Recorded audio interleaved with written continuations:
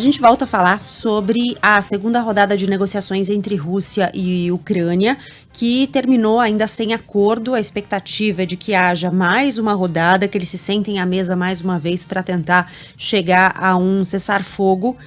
O professor de Relações Internacionais da SPM Sul, Roberto Ibel, está aqui com a gente para nos ajudar a entender o que pode estar por vir. Professor, seja bem-vindo.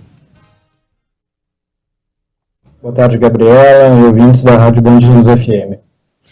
Professor, começo perguntando sobre as expectativas para novas rodadas de negociações, se a gente pode esperar que numa terceira rodada haja um acordo, se isso deve se estender.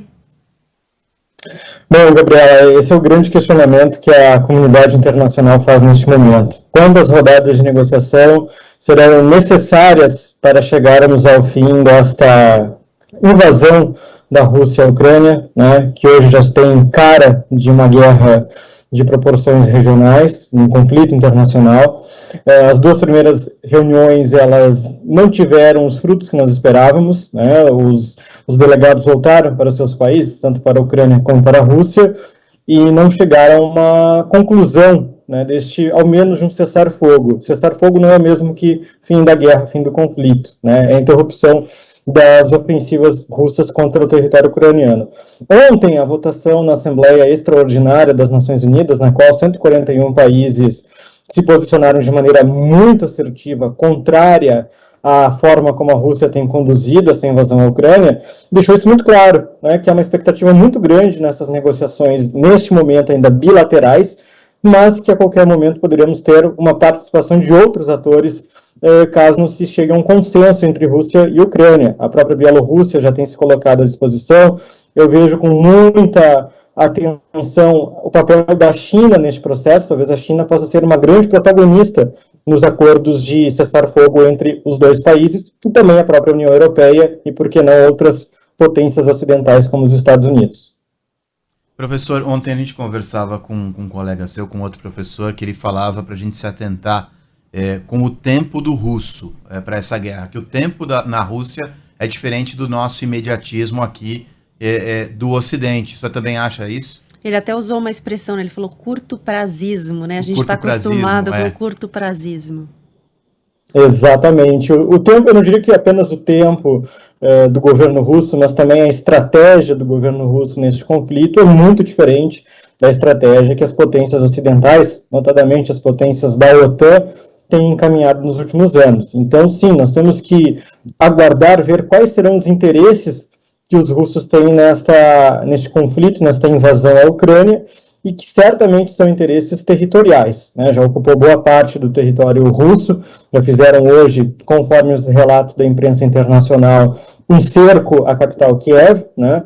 E que certamente isso estará na rodada de negociações, na mesa de negociações entre as autoridades russas e ucranianas. Então, este tempo, ele está muito conectado também a uma estratégia geopolítica da Rússia, que é muito particular e que provavelmente vai levar adiante, né, o interesse em ocupar este território oeste, né, a da Rússia, território, no caso, leste da Ucrânia, como uma zona tampão, talvez uma zona de amortecimento entre a Ucrânia e o território russo. Por que eu digo isso para os nossos ouvintes entenderem? Não apenas as regiões de Donetsk e Luhansk, que estão concentradas no leste da Ucrânia, mas talvez uma parcela ainda maior do território ucraniano pode entrar nesta barganha, digamos assim, que o governo russo fará, exigindo, né, para o fim do para o início do cessar-fogo e o fim da invasão ao território ucraniano.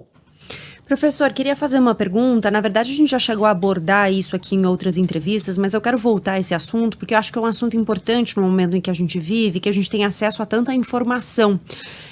A gente tem falado desde o início, desde antes da invasão propriamente, sobre uma disputa de narrativas, né, e sobre versões muito diferentes. Parece que a gente está falando de guerras diferentes, quando a gente ouve o Putin, quando a gente ouve Zelensky, antes quando a gente ouviu o Biden também, né, e agora esses discursos continuam diferentes, parece que a gente está falando de cenários diferentes. uma guerra é sempre assim? Uma disputa geopolítica é sempre assim? Ou, pergunto é sempre assim, porque eu acho que é a primeira vez que a gente tem uma guerra dessa proporção, a que a gente tem acesso com tanta velocidade aos discursos, às falas. Talvez antes a gente só não tivesse a dimensão, né, dessa disputa também na informação. Exatamente, Gabriela, você falou muito bem, uma guerra também é uma guerra de narrativas, sempre foi assim, né? Agora uma brevíssima aula de geopolítica e teorias de relações internacionais, né?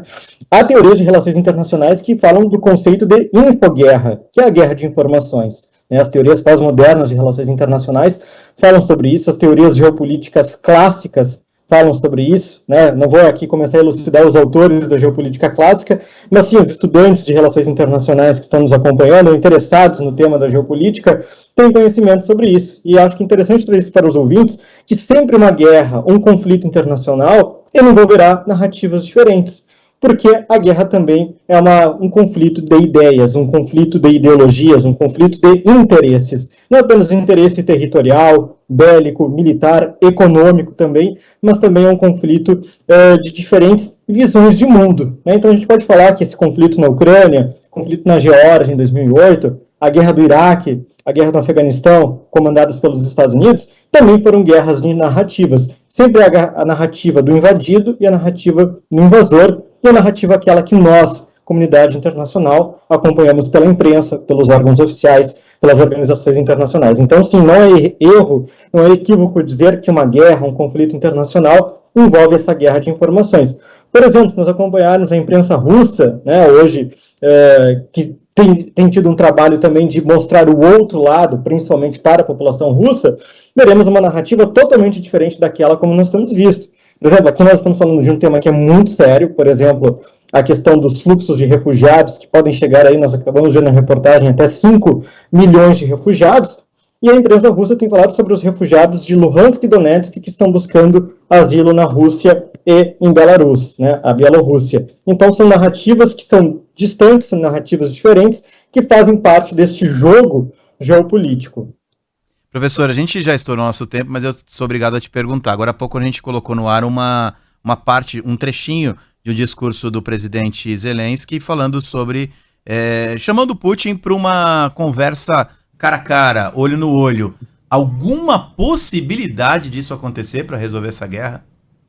Olha, André, eu acho quase impossível neste momento, primeiro pensando na segurança do próprio presidente Vladimir Zelensky, né, a sua segurança pessoal, né, aí há relatos da possibilidade de atentados contra ele ou a sua família.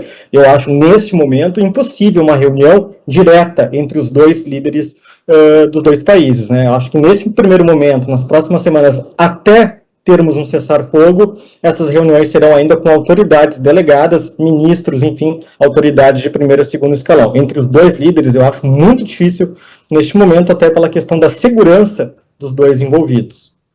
Professor Roberto Ibel, professor de Relações Internacionais da ESPM Sul. Professor, obrigada pela disponibilidade mais uma vez e até uma próxima. Obrigado, boa tarde a todos. Obrigado, professor.